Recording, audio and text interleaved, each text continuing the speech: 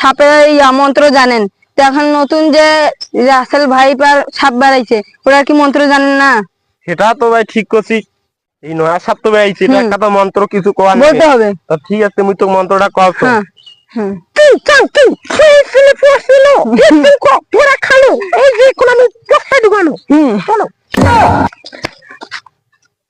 অনেক দূর তো আইলাম ভাই, কোথায় আর?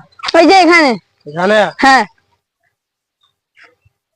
এই যে এই গাছেতে বোধহয় উনি থাকে। হ্যাঁ, এই যে বিশাল গাছ, তো এখানে ওর গোড়াতে রাসেল ভাইপার নাকি নাম? Russell viper. ও, আমি তো নতুন সাপটা দেখলাম।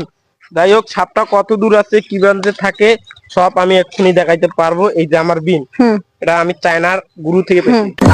ওখানে মন্ত্রটা শুধু শিখছে আর এই বিনটাই দিচ্ছে। তা দেখেন আমার বিনটা বাজনি কিরকম হয়, পাতান যখন তখন বাইরে হতে পারে রাসেল ভাইপার নাকি? হ্যাঁ ঠিক আছে, রাসেল ভাইপার ইং চিং চিং চাং